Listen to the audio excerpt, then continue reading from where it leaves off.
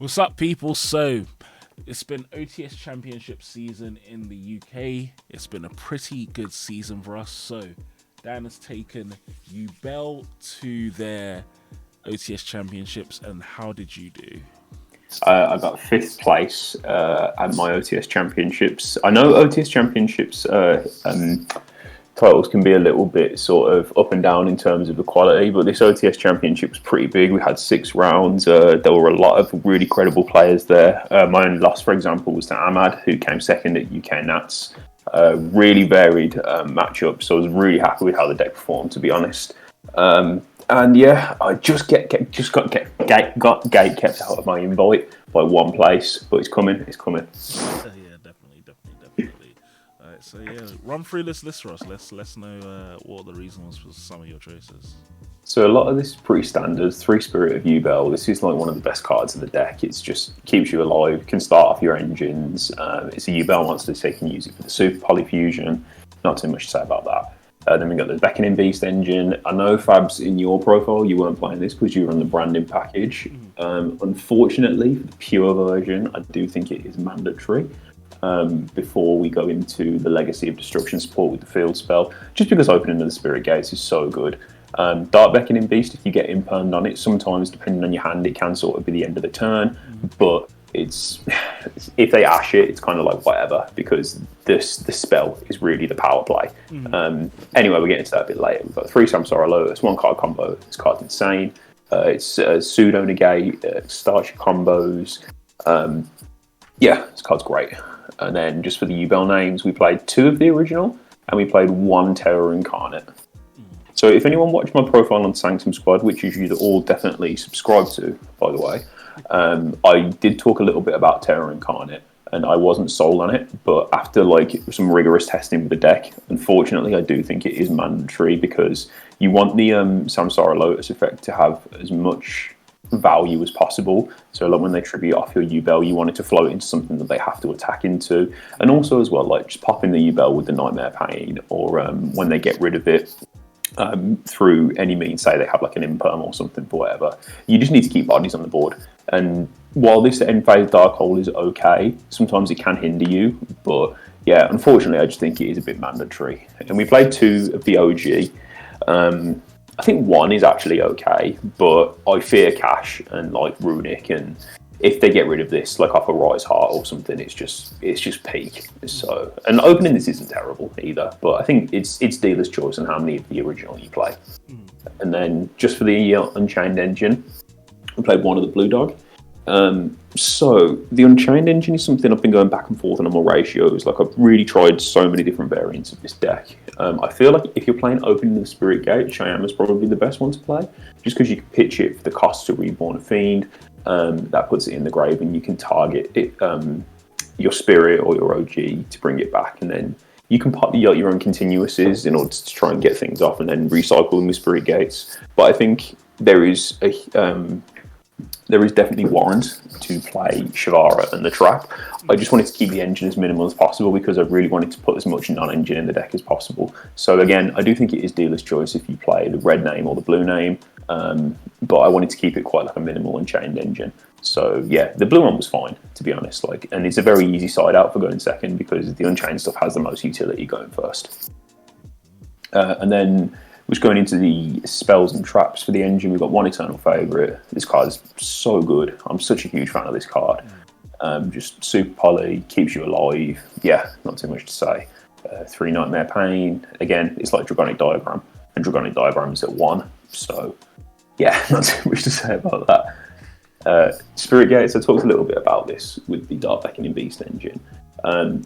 It's a little bit annoying that the ad is mandatory, because I think in an ideal world I would have played maybe 3 of this, and maybe just 1 or 2 of the Beckoning Beast. But you want to be active. Well, you want this to be live all the time. It keeps you in the game. Like it can reborn a spirit to then get a search engine and get your engine back live. Sometimes if you control a level 10, you can add in the continuous spell. The graveyard from hand comes up. But yeah, this is just sort of like utility extension recursion. And then we're just going into some more of the consistency cards. We've got 3 Piri Rise map. This is a card that I'm not too hot on because anyone who's played Heroes will know that playing half your life points to start your combo is a bit naff. But you know what? It gets you Samsara Lotus, which is the best card in the deck. So it's mandatory, unfortunately. And then just the 1-for-1. Anyone who plays Snake Eyes will tell you how good this card is. And then Pot of Prosperity, just because it's Pot of Prosperity. And then in for the non-engine, we played Talents. I think Talents is probably the best power spell at the moment, just because it's got so much utility going first and second, and we're in a really heavy hand trap format as well. So yeah, Super Poly. This deck is Super Poly deck. I don't understand why people aren't playing at least 3 copies of this in their list, because it's at 3, and I do have a feeling it's not going to be at 3 for much longer. Mm-hmm. And then we only played 6 hand traps. I was originally playing Fenrir over this, but I don't know if you'll agree with me on this, Fabs, but I feel like Fenrir has just been not as good as it was before.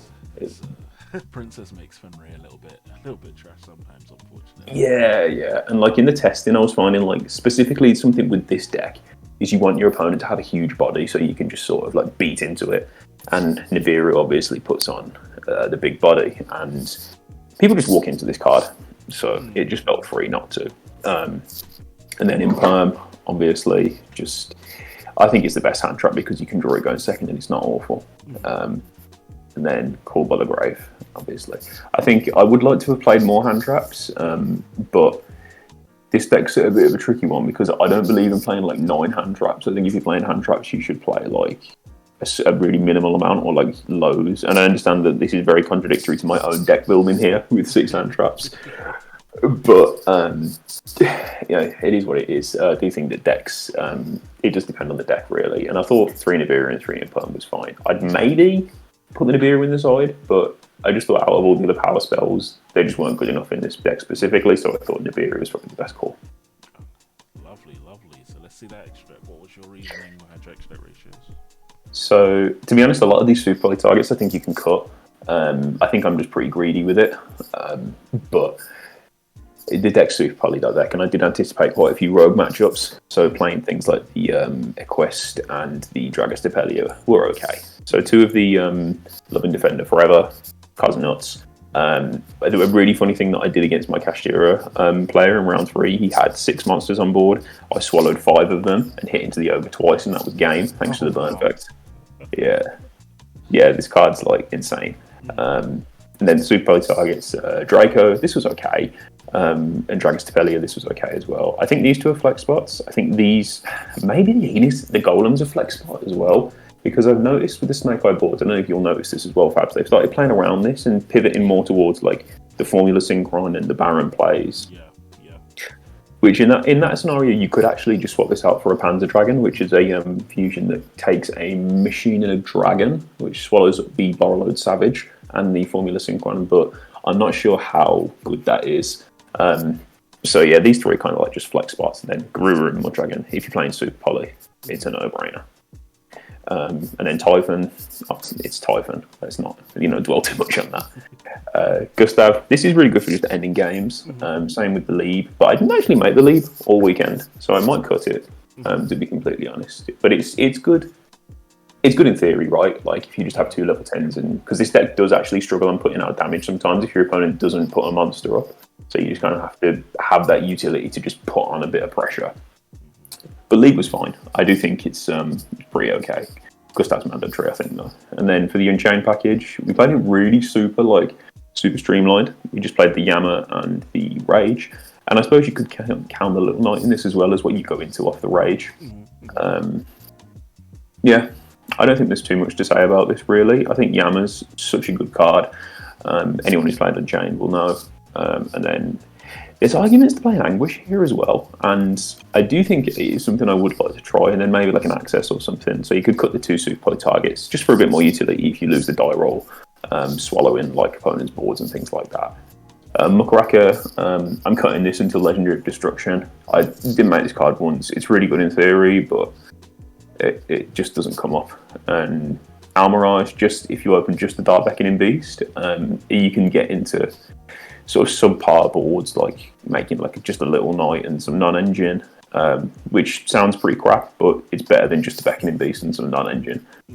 You could play an Almirage, not an Almirage, this is an Almirage. You could play an Anima for this as well. The extra deck's quite free. There's things that you have to play, obviously, but there's a lot of room to sort of play around with things, and I'm very open to any ideas about this deck. So any thoughts anyone's got, leave them in the comments below. I'll be more than happy to respond.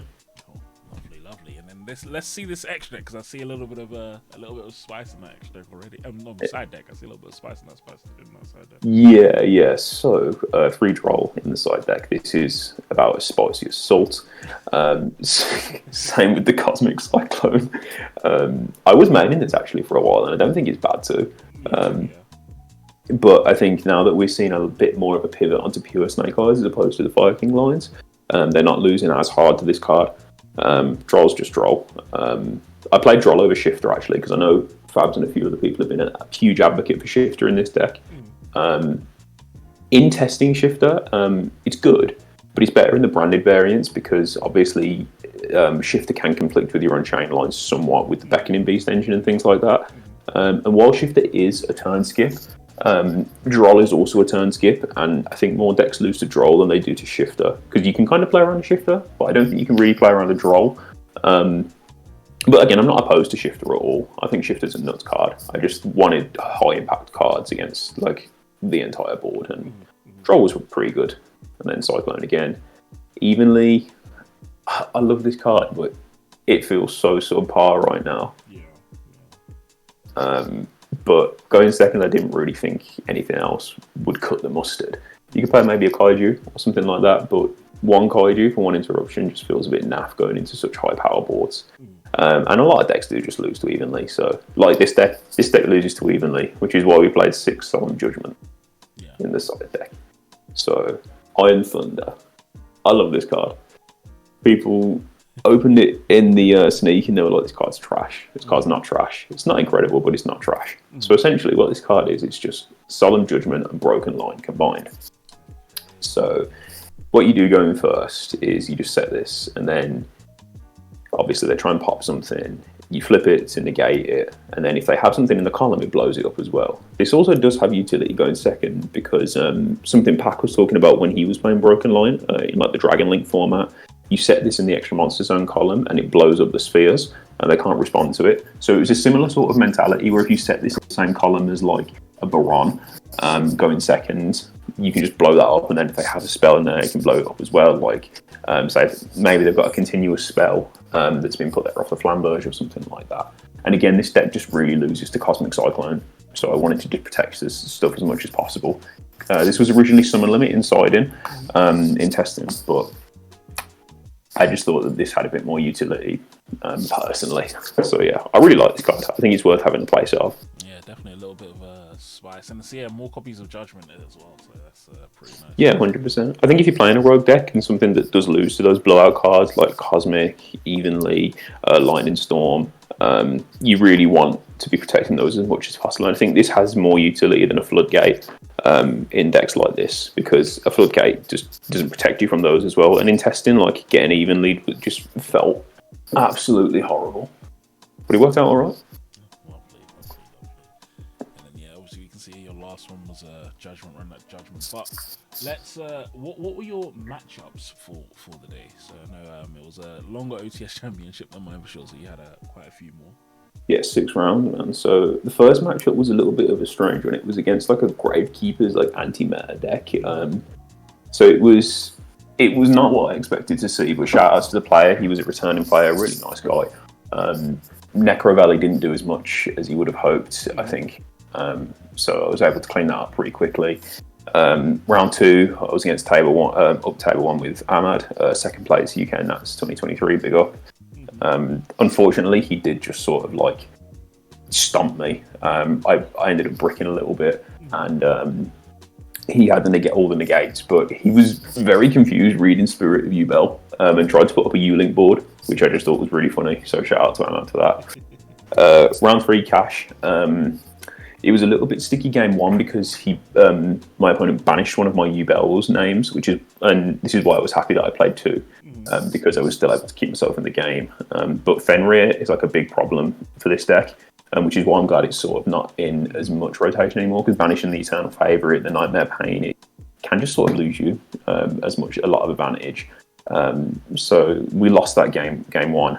Game two, Iron Thunder came up, just hitting the Birth, hitting the Theosis, things like that. And then game three, I was just able to put off a huge super poly play. Yubel, the defender, just ends games.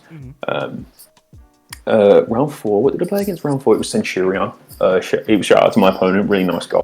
The Calamity lock didn't really matter, to be honest, because like if you have Spirit in hand and they Calamity lock you, you don't really care, because it's just like, okay, well, I'll just set this trap and then pass, and then you do all your playing on their turn anyway. And so I was able to just sort of stall out and then just persuade my opponent to very nicely hit into me with my Nightmare Pain up for with a Cosmic Blazer and a Heart Red, and that's game, unfortunately. So it just kind of went like that for both of the games against him. Round five was actually like a really hard matchup for this deck, obscurely, because it was Dinomorphia. Shout out to my opponent. She was X1 going into round five with Dinomorphia. Obviously, their big thing is skill drain, but all these guys have 0 attack, so it doesn't really affect them. So, but at the same time, it's really hard for me to kill them because they have all the things that banish to protect them, all the traps and whatnot. So it was like a 25-minute game on. It was a real grind, but she went to go and put out the Zark name through the Souls trap, and that just gave me a line to lethal. And then game two, I just sort of used back or removal like these guys. Iron Thunder came up really clutch, and then it was sort of like it was just a bit of an easier game. But one thing that I did find was really funny in my game one that really threw my opponent off was I only opened with the Beckoning Beast line and a Nightmare Pain. So I made a little knight and then tributed it for maintenance cost for Yubel. Oh wow. Which when you was just really confused, thought that was a bit of a power play. So yeah, and then round six was against Branded Chimera. Sort of. I feel like the deck didn't get to do as much as it wanted to because it was more like Dragoon control. But Branded Chimera is a deck that I've played before. I know all of the best slots to hit it. So it was just a hop, skip, and a jump to get in my invite, which unfortunately, like I said, I was gate kept out of. Thank you, Ahmad. But it's coming. I'm going to hopefully hit up a few more tournaments over the course of the next couple of weeks, secure that invite, and you'll be seeing me and Fabs at Euros. Yeah, 100%. And still, even so, having that 5-1 record is absolutely insane, to be honest, on Yubel. I know a lot of people are struggling with what to pick that is not Snake Eye this format. So, but yeah, Dan's definitely shown that you can take this deck and put in a bit of work. So yeah, really good job. Before we close this off, have you got any shout-outs for it? Of course, shout-outs to TYS, the best Yu-Gi-Oh podcast on YouTube. Make sure to subscribe to Fabs. He's trying to get 1,000 subscribers, which means that he can pay me and Andre for being co-hosts, which would be very nice. But genuinely, shout out to yourself, Fabs, as always. It's always a pleasure being on and doing the podcast with everyone. Shout out to Sanctum Squad as well. Big up Jake, Ryan, George, who I test with all of the time. Shout out to Tom as well. I believe he's probably the best branded player in the UK for the driving, for testing with me and getting me to and from places all the time. He's MVP. And shout out to Dudley OTS because that was the event and it was pretty good. And yeah, shout out to Yubel for being the best monster in the game. Lovely. All right, thanks guys for watching, and we'll talk to you all soon. Peace.